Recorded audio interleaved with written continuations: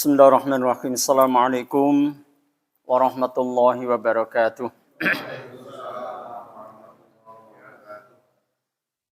Alhamdulillahilladzi arsala rasulahu rahmatan lil alamin wa hadana ila siratal mustaqim siratal ladzina an'amta 'alaihim ghairil maghdubi 'alaihim waladdallin. Asyhadu an la ilaha illallah wahdahu la syarika lah al-malikul haqqul mubin wa asyhadu anna Muhammadan abduhu wa rasuluh shadiqul wa'dil amin. Allahumma shalli ala Muhammad wa ala alihi wa ashabihi wa man tabi'ahum bi ihsani ila yaumiddin. Qala Allah ta'ala fil Qur'anil Karim ya ayyuhalladzina amanu taqullaha haqqa tuqatih wa la tamutunna illa wa antum muslimun. Wa qala Allah ta'ala laqad kana lakum fi rasulillahi uswatun hasanah liman kana yarjullaha wal yawmal akhir wa dzakarallaha katsira. Wa qala Nabiyullah Muhammad sallallahu alaihi wasallam man ahya sunnati faqad ahabbani wa man ahabbani kana ma'i fil jannah. Wa qala Nabiyullah aidan man ata'ani dakhalal jannah atau kama qala Rasulullah sallallahu alaihi wasallam. Saudara-saudaraku seiman jamaah salat maghrib musalla al-jihad yang insyaallah dimakan Allah Subhanahu wa taala, alhamdulillah biidznillah di hari yang keempat bulan Rabiul Akhir kita dipertemukan oleh Allah Subhanahu wa taala di majelis yang mulia ini, di tempat yang mulia ini. Berharap penuh kepada Allah, mudah-mudahan apa yang kita lakukan di dalam majelis ini hal-hal yang diridhoi dan dicintai oleh Allah Subhanahu wa taala, sehingga ketika apa yang kita lakukan diridhoi oleh Allah, apa yang kita lakukan dicintai oleh Allah Subhanahu wa taala, maka hal tersebut menjadi catatan ibadah kita di sisi Allah Subhanahu wa taala. Salawat serta salam senantiasa kita sampaikan pada junjungan kita, tauladan kehidupan kita.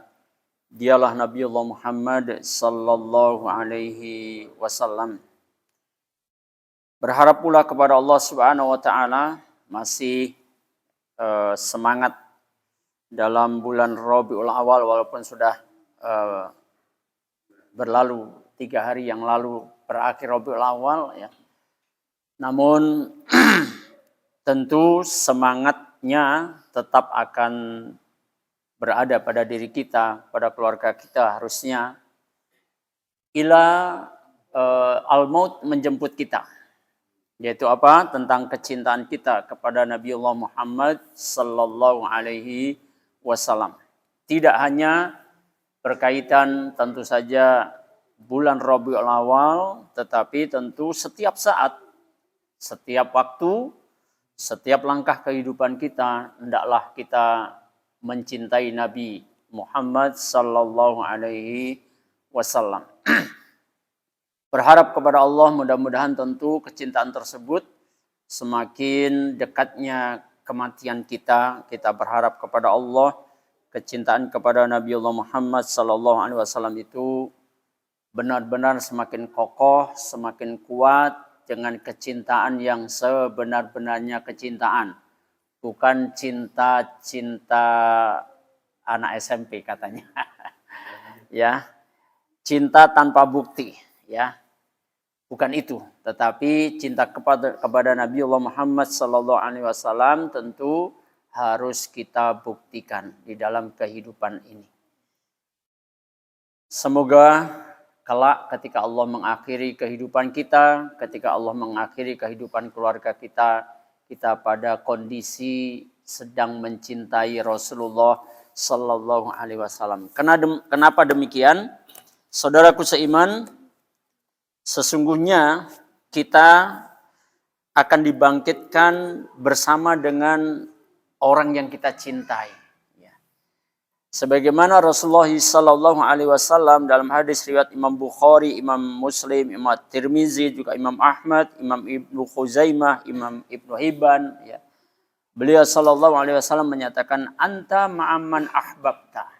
Engkau akan bersama dengan orang yang engkau cintai, ya. Sehingga kalau kita mencintai Rasulullah sallallahu alaihi wasallam tentu dengan kecintaan yang benar, ya.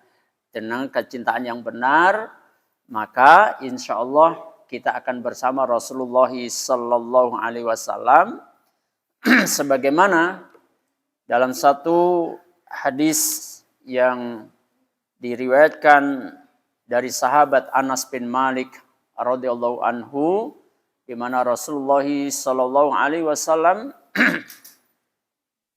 menasihati Anas bin Malik radhiyallahu anhu, qala li Rasulullah sallallahu alaihi wasallam, ya bunayya in qadarta antusbiha wa tumsiya laisa fi qalbika ghissun li ahadin faf'al.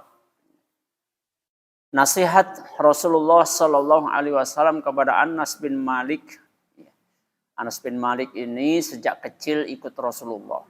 Makanya dalam wasiat beliau kepada Anas bin Malik, nasihat beliau sallallahu alaihi wasallam kepada Anas bin Malik didahului dengan kalimat ya bunayya, wahai anakku, ya. Karena memang Anas bin Malik sejak kecil ikut Rasulullah, sehingga ya seperti anaknya sendiri. Sehingga dipanggillah ya bunayya, wahai anakku, ya. Jika kamu mampu, ya, in qadarta antusbiha wa tumsiya laisa fi qalbika ghissun li ahadin faf'al, ya. Wahai anakku, jika kamu mampu, jika kamu mampu pada pagi hari sampai dengan sore hari, ini menggambarkan waktu yang panjang gitu ya. Bukan berarti terpatok mulai subuh sampai maghrib selesai, bukan itu maksudnya. Tetapi waktu kapan saja maksudnya, ya. Kapan saja kalau kamu mampu menghilangkan fi qalbika dari hatimu sifat ghisun, sifat khianat. Ya. Kalau kamu mampu menghilangkan sifat khianat li ahadin terhadap seseorang, faf'al, lakukan. Kenapa kok harus dilakukan? Nah, kalimat selanjutnya Anas bin Malik juga menyatakan tsumma qala li, kemudian beliau sallallahu alaihi wasallam juga berkata kepadaku, ya bunayya wa dzalika min sunnati. Ya. Yang demikian itu artinya menghilangkan dari hati sifat sikap khianat kepada seseorang, itu adalah min sunnati, itu adalah ajaranku gitu lah, ya. Itu adalah bagian dari ajaranku. Jadi kalau orang suka khianat itu sebenarnya menentang Rasulullah itu, ya. Karena ajaran Rasulullah harus menghilangkan dari hatinya sifat atau sikap khianat, ya. Makanya kalau di dalam kitab Al-Kabair, kitab Imam Adz-Dzahabi itu salah satu di antara, ya, pelaku dosa besar itu adalah pemimpin yang khianat, ya. Nah, saudaraku seiman, ya, wa dzalika min sunnati, yang demikian itu membersihkan hati dari sifat dan sikap khianat kepada seseorang, itu adalah min sunnati, dari bagian dari sunnahku, ya, bagian dari sunnahku. Min sunnati. Kemudian waman ahya sunnati faqad ahabbani. Ini penting untuk kita cermati, ya. Kemudian Rasulullah menyambung waman ahya sunnati, dan siapapun yang menjalankan, menghidupkan, mengamalkan sunnahku, faqad ahabbani, maka sungguh dia telah mencintaiku. Kalau ditarik kekhususan dalam hadis ini, kalau kita membersihkan hati kita dari sifat dan sikap khianat, maka berarti kita telah menunjukkan bukti cinta kita kepada Nabi. Ya, karena itu ajaran Nabi gitu loh. Tapi kalau orang itu malah memelihara kebiasaan khianat, berarti dia nggak mencintai Nabi. Gitu, ya. Apa sih oleh-olehnya mencintai Nabi itu? Waman ahabbani kana ma'i fil jannah. Waman dan siapapun ahabbani dia mencintaiku dengan cara apa tadi? Menghidupkan sunnah Nabi. Kana ma'i fil jannati. Maka dia akan bersamaku di surga. Cocok dengan tadi. Anta ma'aman ahbabta. Engkau akan bersama dengan orang yang engkau cintai. Ya. Nah, saudaraku seiman, sunnah Nabi itu tidak hanya bicara tentang memelihara hati dari sifat dan sikap khianat, tetapi seluruh syariat Islam adalah sunnah Nabi kita. Seluruh syariat Islam adalah ajaran Nabi Muhammad Sallallahu Alaihi Wasallam. Ya, maka jangan kemudian kalau gitu mewujudkan atau membuktikan cinta kita kepada Nabi cukup dengan membersihkan hati saja. Enggak. Hatinya enggak pernah khianat, tapi kalau dia enggak sholat, cinta Nabi enggak. Ya enggak cinta. Maka sunnah Nabi itu seluruh syariat Islam. Baik, saudaraku seiman yang insya Allah dimuliakan Allah Subhanahu Wa Taala. Tentu saya tidak terlampau dalam bicara tentang mencintai Nabi, tapi tetap juga bersinggungan dengan hal tersebut. Ya, sebagaimana saya sampaikan kepada Kang Yan yang menghubungi saya, temanya apa ya hari ini? Saya buat tema Rabiul Awal, bulan suka dan duka. Ya, bulan suka dan duka. Ya. Suka kita di dalam bulan Rabiul Awal yang tadi saya sampaikan sebenarnya tidak hanya di dalam bulan Rabiul Awal mestinya. Selama hidup kita, suka itu harus ada. Karena suka ini kaitannya dengan lahirnya seorang manusia yang nanti akan menjadi nabi, menjadi rasul, kemudian kita imani. Dan kemudian kita ikuti risalahnya. Dan itu sepanjang hayat dikandung badan. Kemudian juga Rabiul Awal sebagai bulan duka. Itu pun juga menggambarkan kecintaan kita pula kepada Nabi. Kenapa? Kok duka di dalam... Tapi tolong jangan salah paham ya. Duka dalam Rabiul Awal ini nanti kaitannya dengan wafatnya Nabi kita Nabi Muhammad Sallallahu Alaihi Wasallam juga di dalam bulan Rabiul Awal. Yang inilah sering dilupakan oleh kaum muslimin. Sehingga menyangka bulan Rabiul Awal itu waktunya untuk senang-senang. Waktunya untuk suka-suka.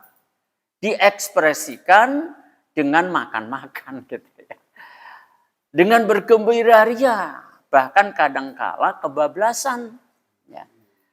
Salah satu di antara kecintaan kita kepada Nabi adalah juga memenuhi hak Nabi. Salah satu dari hak Nabi itu kita suka bersolawat kepadanya.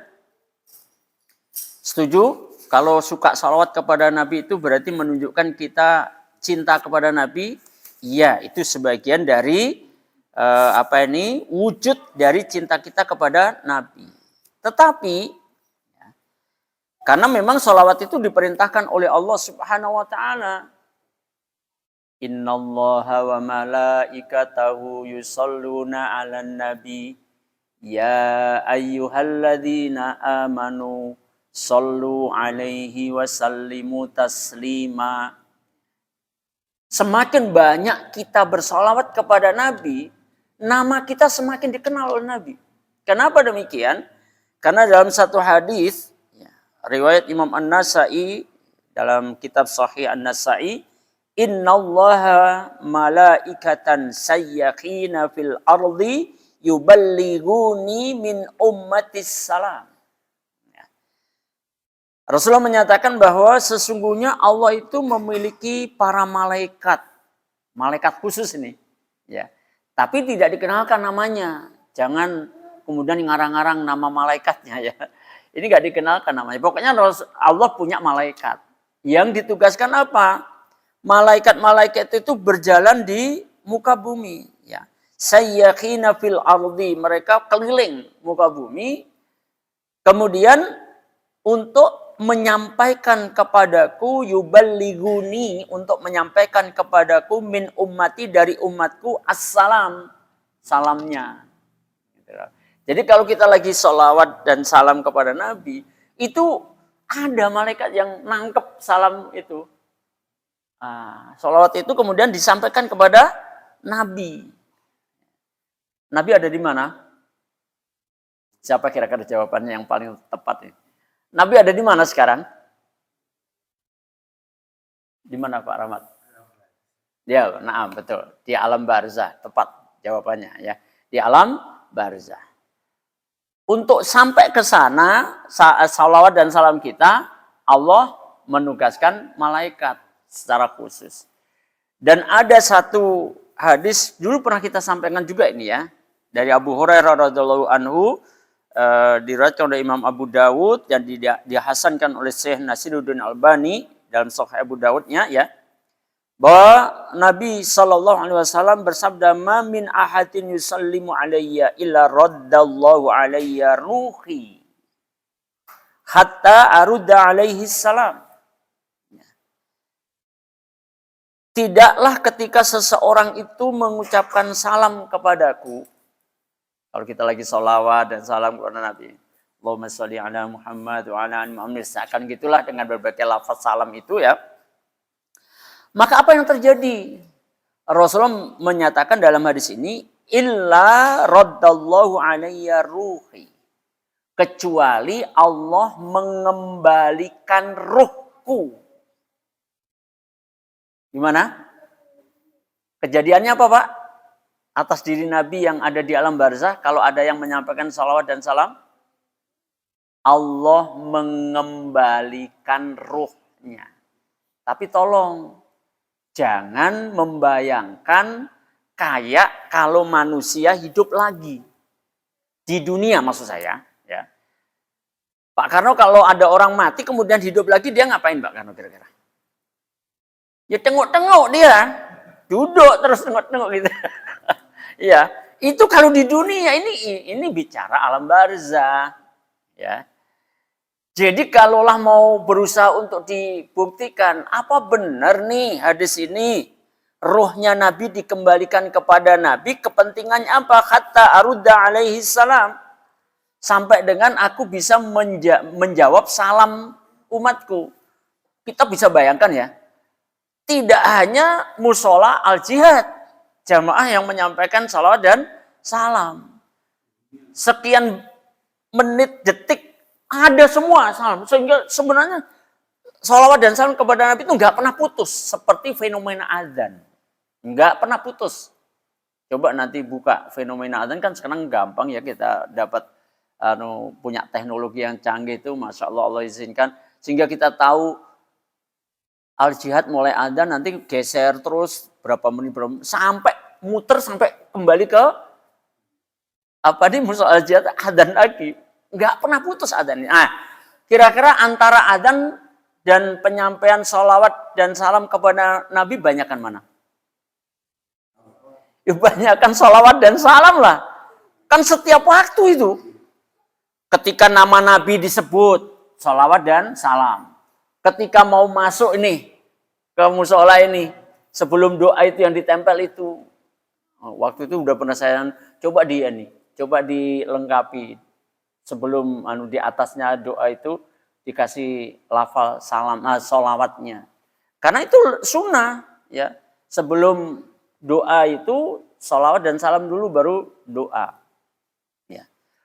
Banyak ya waktu-waktu kita sholawat dan salam. Lebih banyak daripada adzan. Sehingga kalau kita kaitkan dengan hadis ini, berarti Rasul nggak pernah mati gitu.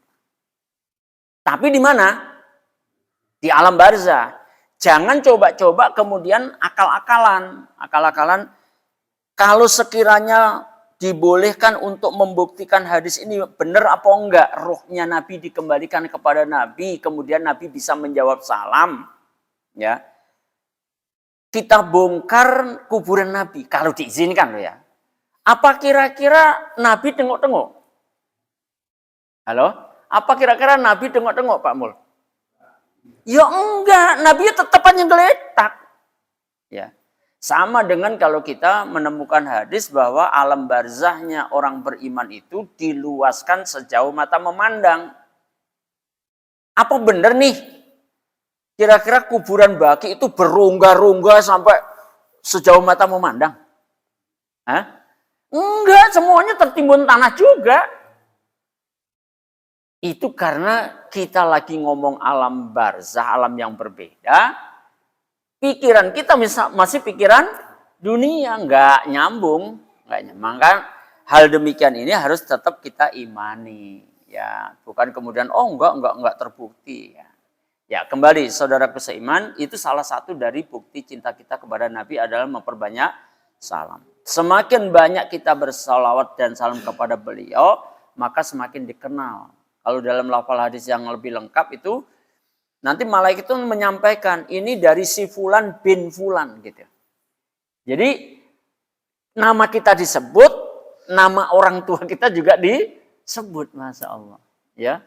Semakin sering kita bersalawat bersalam, maka semakin nama kita semakin berulang-ulang disebut oleh malaikat itu kepada Nabi. Nah, makanya nanti kalau ada materi tentang asbab kita bertetangga dengan Nabi di surga, salah satu di antaranya aja memperbanyak sholawat dan salam. Karena akan semakin sering kita disebut nama kita, nama bapak kita, maka kita akan sering dikenal oleh Nabi. Nah, baik saudaraku seiman yang dimuliakan Allah Subhanahu wa taala. Mari kita lihat. Adalah sebuah fenomena yang wajar saja. Kalau kita bicara tentang kelahiran Nabi, kemudian kita senang. Ya. Karena tentu sebagaimana digambarkan oleh Anas bin Malik, walaupun penggambaran Anas bin Malik itu tidak berkaitan dengan lahirnya Nabi. Berkaitan dengan hijrahnya Nabi saja. Dari Mekah ke Madinah. Itu ketika Nabi datang di Madinah, itu digambarkan Madinah menjadi bercahaya. Ya. Kenapa kok disebut bercahaya? Apa kemudian Madinah menjadi terang benderang, cahaya dalam makna bersinar kayak lampu gitu? Ya enggak. Tentu dengan hadirnya Nabi di kota Madinah, maka dakwah yang awalnya didahului oleh Mus'ab bin Umair dan sebagainya itu, maka semakin mudah ya karena adanya Nabi. Nah, saudaraku seiman yang saya muliakan Allah Subhanahu wa taala, maka kelahiran Nabi ini luar biasa. Dia akan menjadi penerang dan kita mengilmuinya tentang bagaimana keutamaan Nabi kita sallallahu alaihi wasallam, ya. Dia adalah yang mengajarkan tentang syariat Islam ini, yang kemudian Rasulullah sallallahu alaihi wasallam juga sampai menyatakan tentang keinginan kita. Kita pengen masuk surga, kita pengen terhindarkan dari api neraka, maka Rasulullah memberikan juga jaminan, ya. Tidak ada satupun yang tertinggal, kata Rasulullah, ya. Tidak ada satupun yang tertinggal. Asbab kamu masuk surga, asbab kamu terhindarkan dari api neraka, kecuali semuanya sudah aku jelaskan. Loh, lihat ya. Jadi luar biasa. Ketika Mu'az bin Jabal radhiyallahu anhu datang kepada Nabi, minta diajari amal.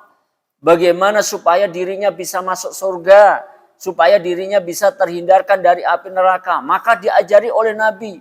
Panjang Nabi memberikan nasihat sampai kemudian dikunci bab menjaga lisan. Kemudian Rasulullah sambil memegang lisan beliau, kemudian beliau menyatakan kufa alaika hadza, jaga olehmu akan hal ini.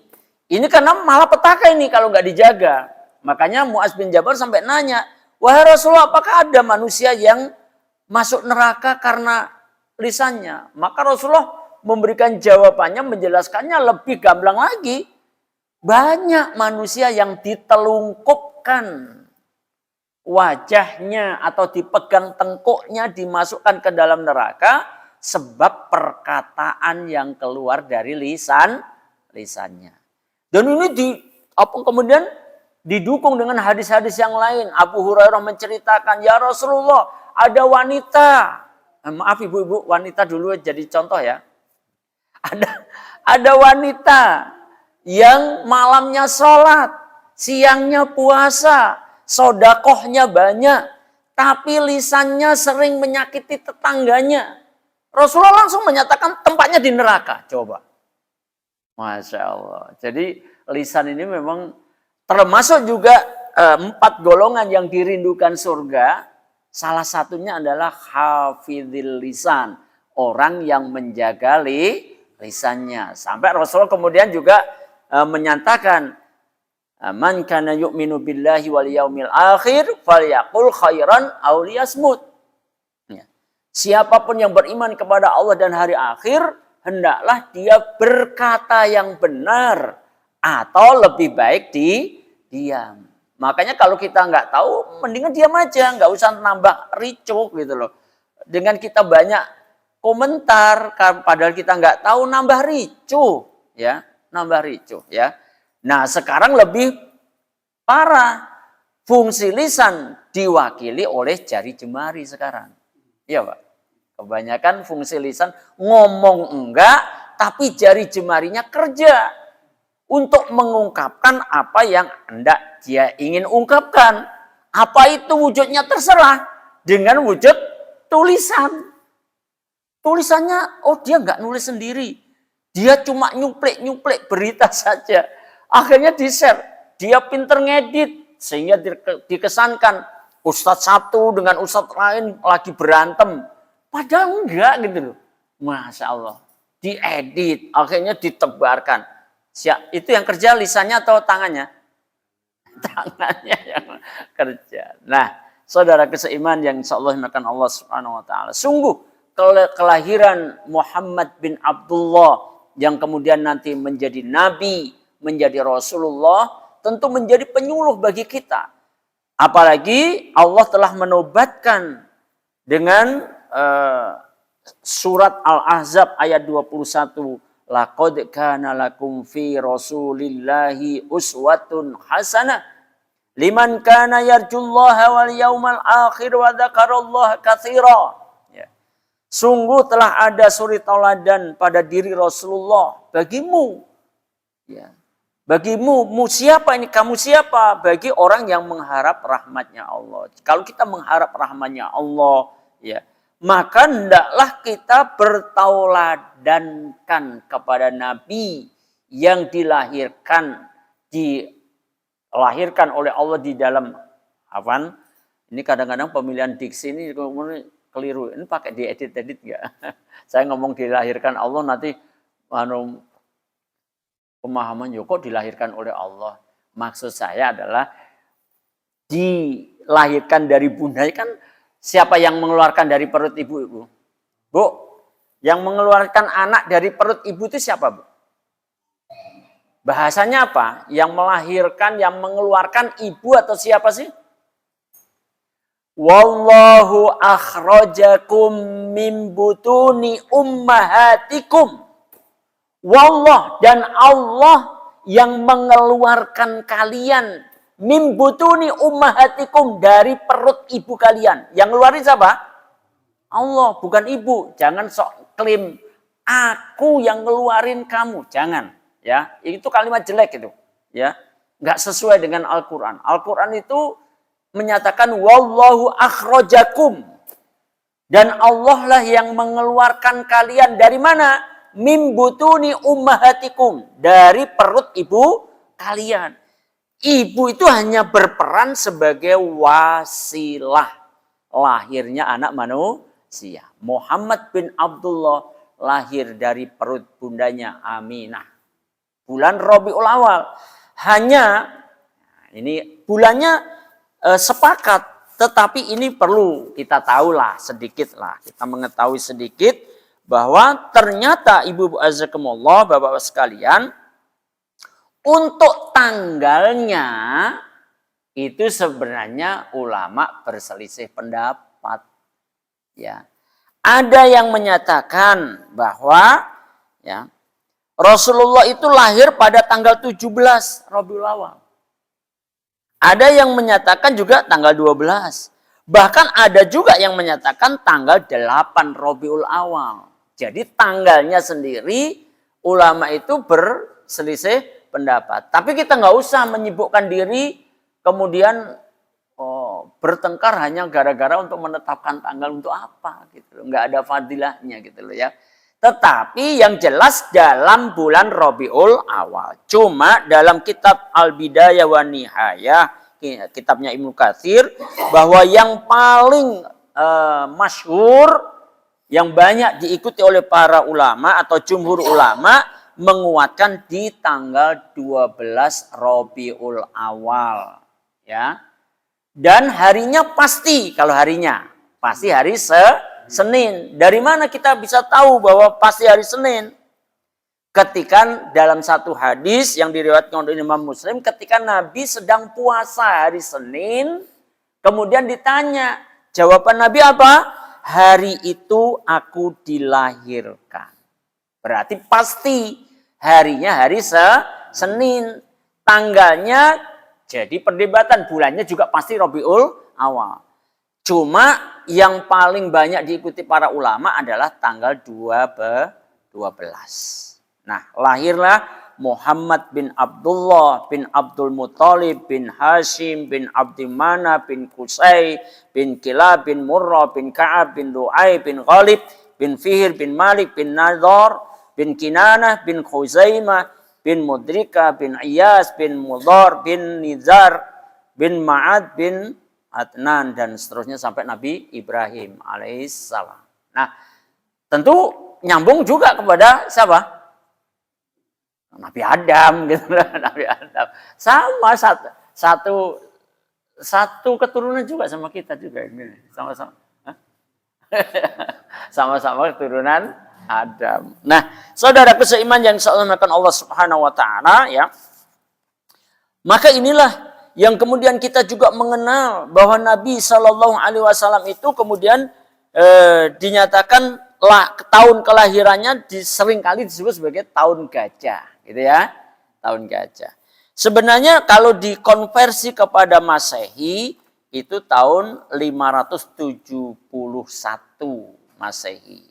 Nah, saudaraku seiman, sedikit kita mengenal perjalanan hidup beliau. Beliau meninggal dalam atau wafat dalam umur 63 tahun. Ya, 63 tahun. Nah, 63 itu dibagi. Selama 40 tahun sebelum kenabian. Ya. Ada pembagiannya. Yang pertama, selama 40 tahun beliau hidup belum jadi nabi. Ya. Di sana tapi Muhammad bin Abdullah sudah mendapatkan julukan Shadiqul Wa'dil Amin. Orang yang selalu jujur dan bisa dipercaya. Titel itu ya diberikan oleh kaumnya sebelum jadi nabi. Karena memang Muhammad bin Abdullah itu dikenal orang yang tidak pernah bohong, nggak pernah bohong. Selalu bisa, makanya ada bahasa kita ini ya, bahasa retorika kita ini. Ada janda kaya yang merasa tertarik kepada pemuda yang namanya Muhammad bin Abdullah. Ketika itu umur beliau masih 25 tahun. Sementara janda itu sudah umur 40 tahun. Wah, kisahnya mantep banget juga ini ya. Nah, Ibnu ya, Bapak sekalian, kemudian bagaimana cara ngujinya? Diberikan kepercayaan untuk melakukan perdagangan yang dialah Khadijah, salah satu ibunda kita juga ya, ibunda orang beriman ya. Kemudian ternyata terbukti bahwa Muhammad bin Abdullah memang jujur, ya tidak pernah bohong, bisa dipercaya. Jatuh cintanya semakin mendalam, akhirnya Muhammad bin Abdullah dilamarlah oleh Khadijah. Jadi yang ngelamar siapa Bu sebenarnya? Wanita atau laki-laki? Wanita. Ya.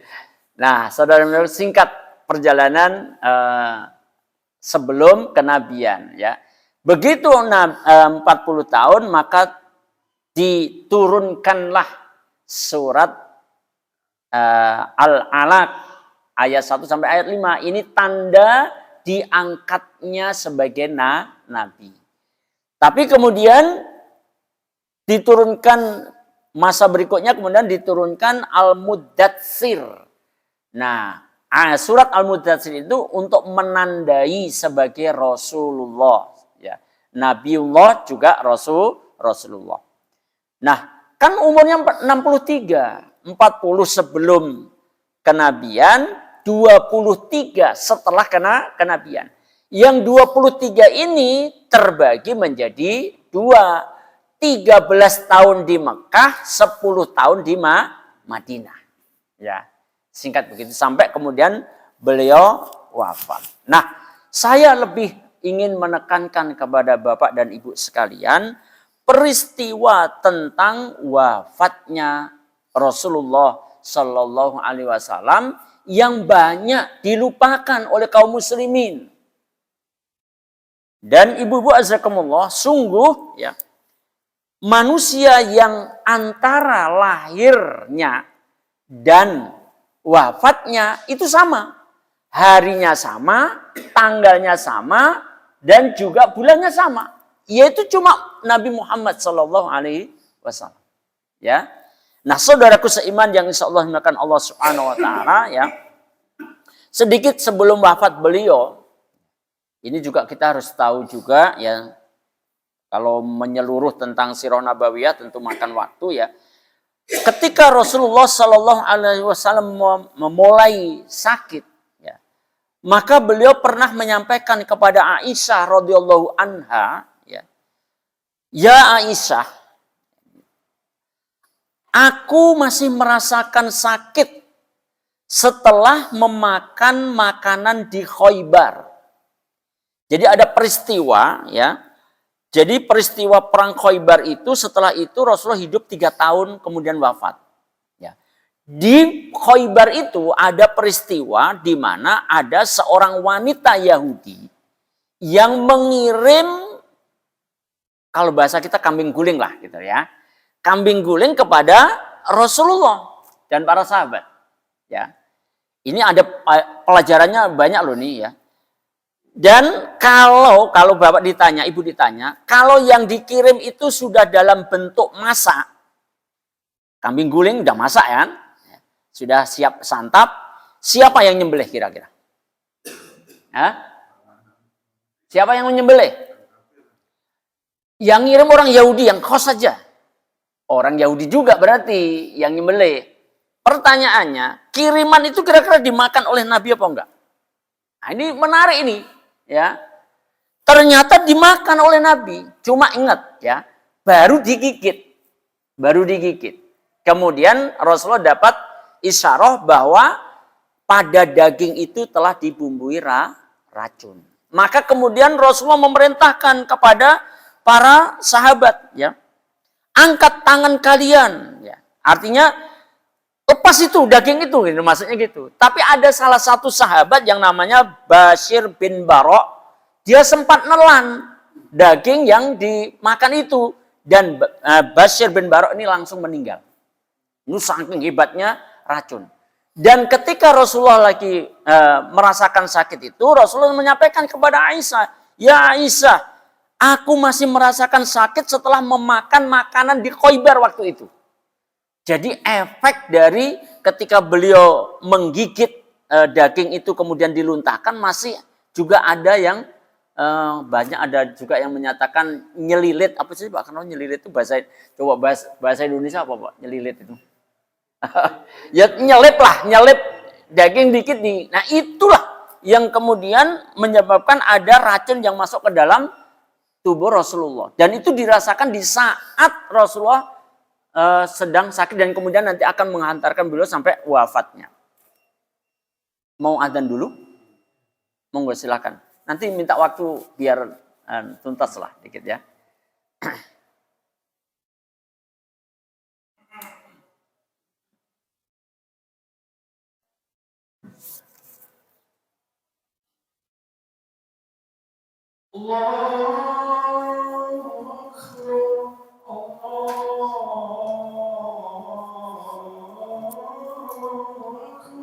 Allah.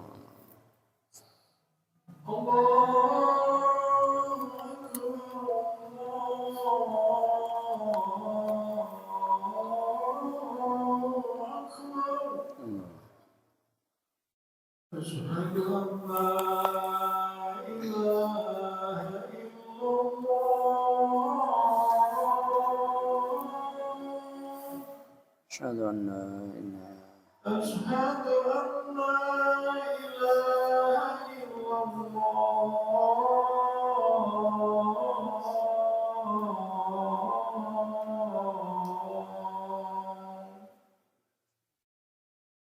أشهد أن محمدا رسول الله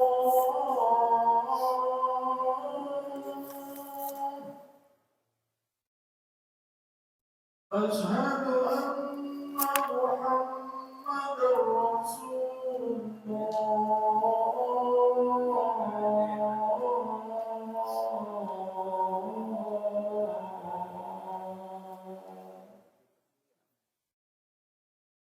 حي على الصلاة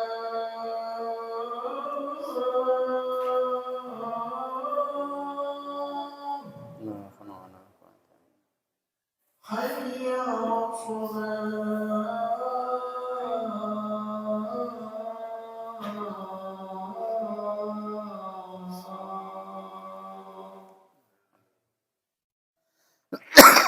حي على الفلاح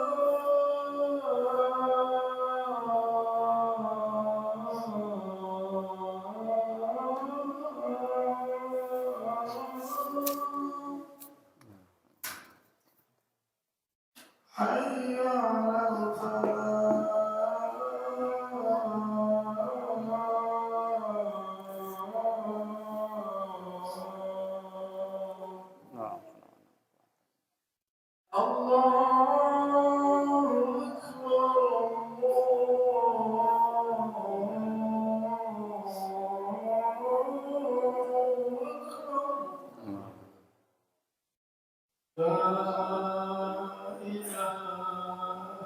الله لا إله إلا الله اللهم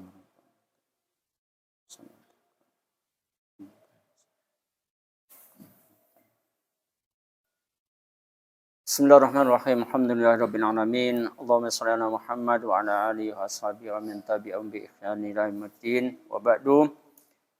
Jadi Ibu Bapak Bapak sekalian, ya peristiwa Khaibar di mana Rasulullah mendapatkan kiriman kambing guling tadi, kemudian dimakan, ternyata kemudian digigit ya. Kalau Rasulullah tidak sempat, kalau kesannya makan sudah ditelan ya enggak. Tapi Rasulullah sempat meluntahkan, tapi efek dari racun yang sudah masuk itu dirasakan oleh Rasulullah di saat sakitnya Rasulullah SAW ya. Bahkan dalam hadis riwayat Imam Abu Dawud ya, sampai Rasul mengungkapkan saya masih merasa sakit dari makanan yang saya makan di Khaibar. Ini waktu terputusnya otot punggungku terasa digambarkan seperti terputus otot punggungnya. Dan siapa tadi sahabat yang menelan langsung mati? Bisir ya, bukan Basir, ya, Bisir bin Bara yang telah meninggal. Nah, setelah wanita tadi ditanya oleh Rasulullah, kenapa engkau lakukan itu? Nah, ini kisah yang luar biasa nih. Ternyata wanita Yahudi itu pengen ngetes, ini Nabi betul atau bukan sih gitu, ya. Aku memberikan itu, aku pengen tahu engkau itu Nabi atau bukan. Kalau engkau Nabi, engkau pasti tahu bahwa itu ada racunnya, gitu loh, ya. Dan ternyata engkau tahu, akhirnya wanita ini mengakui bahwa ini benar-benar Nabi nih.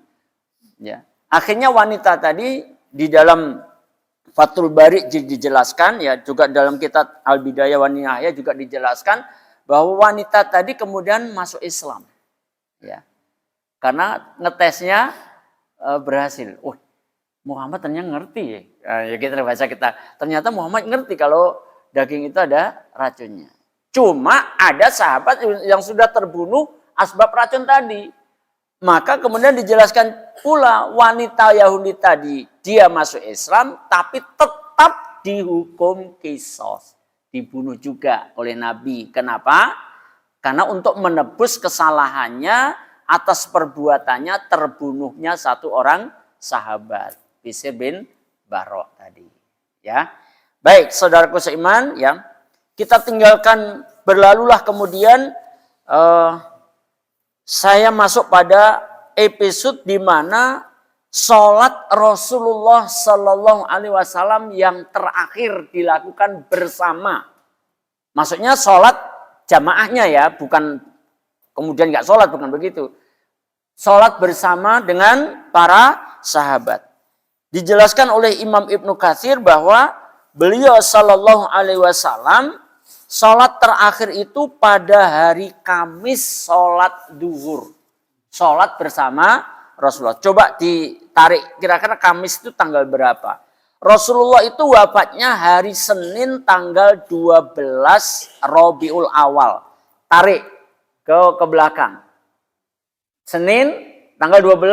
Hari Ahad 11. Hari Sabtu 10. Hari Jumat 9. Berarti hari Kamis itu tanggal 8. Tanggal 8 Rabiul Awal, sholat duhur itulah sholat terakhirnya Rasulullah bersama dengan para sahabat. Setelah itu dinyatakan oleh Ibnu Katsir, Rasulullah terputus dari sahabat. Terputus maksudnya apa? Sudah tidak kuat lagi berjamaah bersama para sahabat. Nah, saudaraku seiman yang insya Allah dimuliakan Allah Subhanahu wa Ta'ala, ya. Maka selanglah kemudian hari Jumat, hari Sabtu, hari Ahad, tibalah tanggal 12 Rabiul Awal, qada al-maut berlaku buat Rasulullah Sallallahu Alaihi Wasallam. Dan apa peristiwa yang terjadi? Inilah bentuk kasih sayang juga yang diekspresikan oleh sahabat Umar bin Khattab radhiyallahu anhu ketika Umar bin Khattab radhiyallahu anhu menerima berita dari masyarakat bahwa Rasulullah Shallallahu Alaihi Wasallam telah wafat, maka Umar bin Khattab tidak bisa menerima. Tolong jangan salah paham. Ini jangan kemudian digunakan untuk mencerca Umar bin Khattab. Oh, gimana sih orang beriman kok begitu? Enggak. Ini karena didorong oleh rasa cintanya kepada kekasihnya. Bukankah Umar bin Khattab yang pernah menyampaikan kepada Nabiullah Shallallahu Alaihi Wasallam, aku mencintai semuanya, aku mencintaimu lebih dari semuanya kecuali terhadap diriku, kata Umar bin Khattab. Kemudian ditegur oleh Rasulullah, kamu mencintaiku harus lebih daripada engkau mencintai dirimu sendiri. Sampai seperti itu tuntutan mencintai Rasulullah. Dan kemudian Umar bin Khattab kemudian berubah. Kalau begitu mulai hari ini aku mencintaimu lebih dari aku mencintai diriku sendiri. Masya Allah, luar biasa. Nah, saudaraku seiman yang insya Allah mekan Allah Subhanahu Wa Taala, Umar bin Khattab karena didorong rasa cintanya kepada Nabi, mendengar berita bahwa Nabi wafat itu nggak menerima, ya nggak menerima, nggak bisa menerima, Nabi nggak wafat, Nabi nanti akan dihidupkan lagi oleh Allah.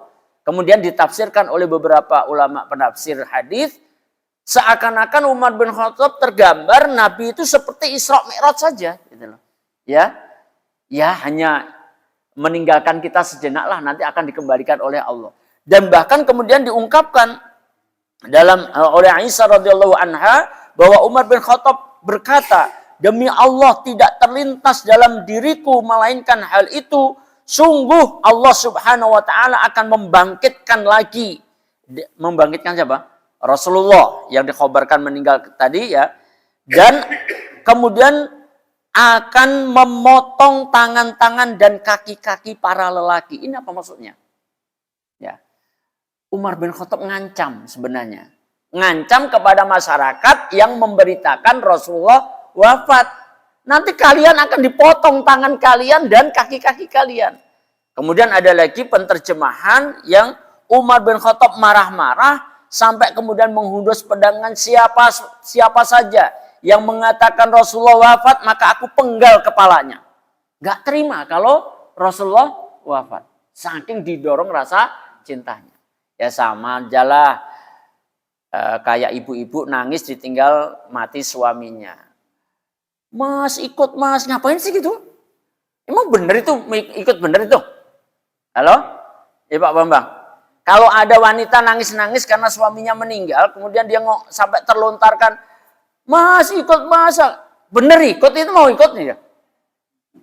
Bu, kira-kira bener-bener mau ikut itu? Enggak aja. Kenapa dia kok ngomong gitu? Sesaat dia pengen mengungkapkan bagaimana rasa cintanya kepada suaminya, enggak mau kalau ditinggal. Tapi kalau dilaksanakan benar juga enggak mau dia. Nah, saudara seiman, yang menarik, siapa ini yang bisa meredakan amarahnya Umar bin Khattab ini? Nah, kemudian dikisahkan oleh Aisyah, di saat Rasulullah wafat itu, Abu Bakar As-Siddiq berada di daerah Sunnah. Sunnah itu tempat tinggalnya salah satu istri Abu Bakar As-Siddiq. Ya. Ketika begitu mendengar Rasulullah wafat, Abu Bakar langsung memacukan kudanya ke Madinah dan kemudian masuk masjid.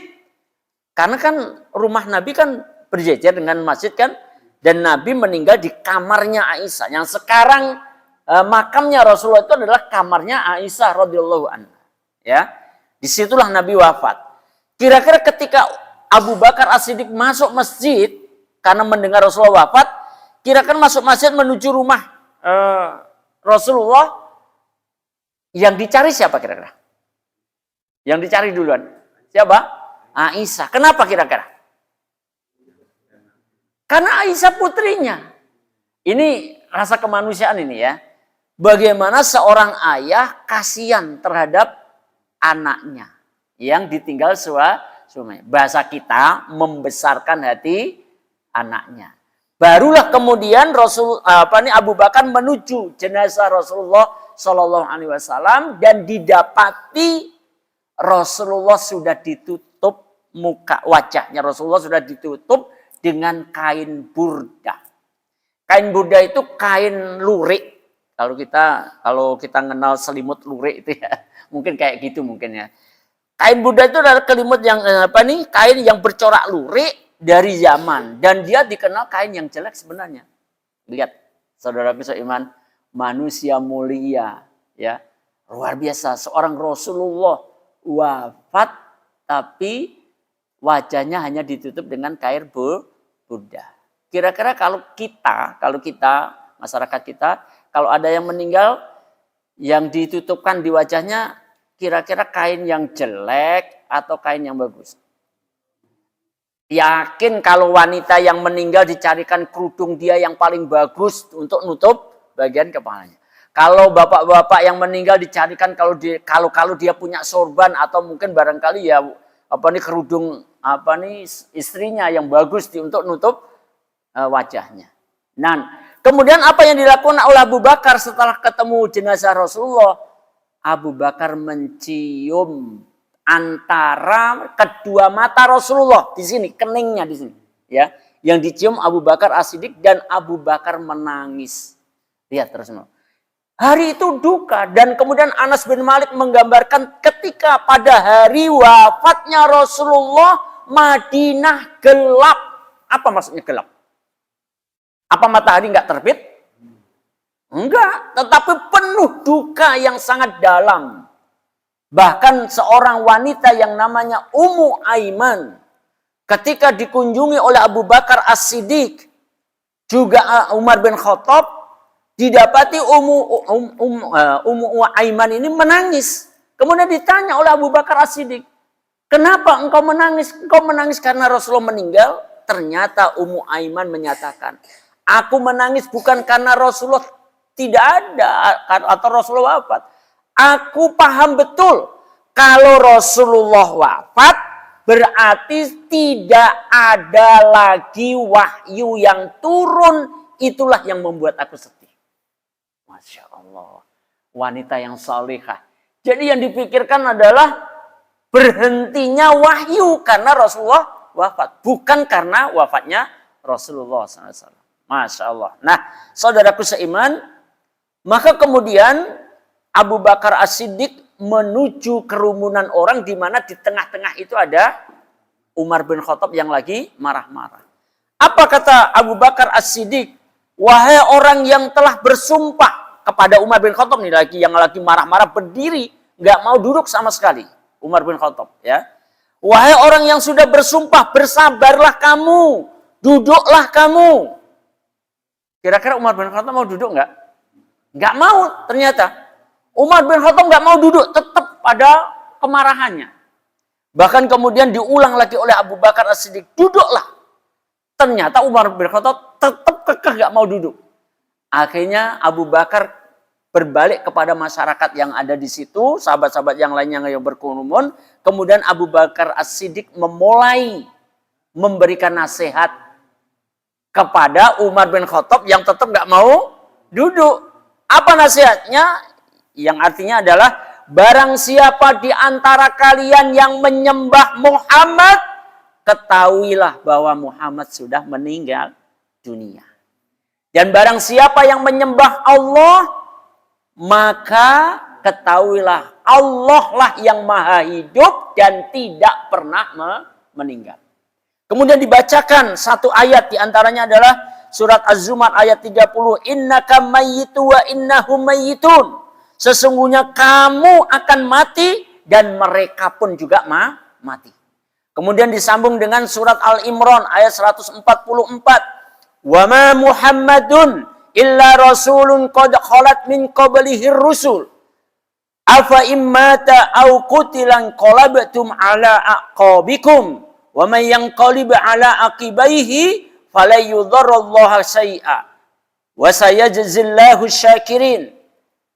Artinya Muhammad itu hanyalah seorang rasul. Sudah berlalu rasul-rasul yang lain sebelumnya. Untuk mengingatkan apa ini? Rasul-rasul yang lain itu juga mati, gitu loh, ya.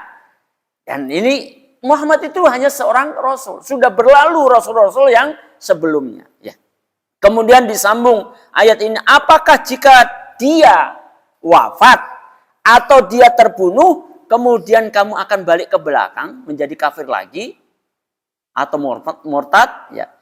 Barang siapa yang berbalik ke belakang atau kembali ke kafirannya, maka dia tidak akan dapat mendatangkan kemadharatan sedikit pun kepada Allah, dan Allah tidak akan memberikan balasan kepada dan Allah akan memberi balasan kepada orang-orang yang bersyukur. Nah, saudaraku seiman yang disampaikan Allah Subhanahu wa taala. Terus bagaimana keadaan Umar bin Khattab? Dikisahkan oleh seorang ulama tabi'in Sa'id bin Musayyab. Beliau ini adalah salah satu muridnya Abdullah Allah. Sampai lupa sahabatnya, ya. Jadi Sa'id bin Musayyab ini kemudian mengkisahkan keadaannya Umar. Berkata Sa'id bin Musayyab bahwa Umar bin Khattab radhiyallahu anhu berkata, demi Allah, aku mendengar Abu Bakar As-Siddiq membacakannya. Membacakan yang mana tadi? Surat Az-Zumar ayat 30, surat Al-Imran ayat 144. Apa yang terjadi? Saya sangat keheranan sehingga menjadikan kedua kakiku terasa berat dan aku pun kemudian terjatuh ke tanah. Inilah kisah akhir dari Umar bin Khattab ketika dalam amarahnya begitu diingatkan dengan ayat Allah, maka dia, bahasa kita, ya lunglelah, terjatuh ke tanah. Seakan-akan aku baru mengenal ayat itu setelah dibacakan oleh Abu Bakar As-Siddiq. Apakah Umar nggak kenal ayat itu sebenarnya? Enggak lah, yang kenal lah, sahabat yang mulia. Cuma ketika dirundung duka yang sangat dalam sehingga lupa. Baru diingatkan oleh Abu Bakar, baru kemudian tersadarkan. Dan mulailah seluruh manusia menangis yang hadir saat itu. Nah, saudaraku seiman, demikianlah keadaan Rabiul Awal, bulan yang penuh suka, betul, karena lahirnya seorang Nabi Muhammad SAW. Tentu harus kita ingat, Rabiul Awal adalah juga bulan duka, tapi bagi kaum muslimin, Ahlussunnah wal Jamaah tidak mengajarkan untuk bersedih yang berlarut-larut. Likaila ta'sau ala ma fatakum wala tafrahu bima atakum. Agar kalian tidak bersedih hati, berlarut-larut terhadap yang luput darimu. Peristiwa ini pengennya sahabat Rasul masih ada, ternyata Rasul sudah wafat. Likaila ta'sau ala ma fatakum wala tafrahu bima atakum, dan jangan terlalu gembira terhadap apa yang diberikan oleh Allah. Saudaraku seiman, mudah-mudahan sekelumit sejarah perjalanan Nabi ini ya mulai sedikit lah tentang lahirnya, juga sedikit peristiwa wafatnya beliau dengan kondisi seperti tadi mengingatkan kita kembali dan membangun rasa cinta kita kepada Nabi Muhammad Sallallahu Alaihi Wasallam dengan sebenar-benarnya kecintaan. Wallahu a'lam bishawab. Barakallahu fikum. Akhiru da'wan alhamdulillahirabbil alamin. Sallallahu nabiyina Muhammadin sallallahu alaihi wasallam. Kita akhiri bersama dengan kifaratul majelis. Subhanakallahumma wa bihamdika asyhadu an la ilaha illa anta astaghfiruka wa atubu ilaik. Wassalamualaikum warahmatullahi wabarakatuh.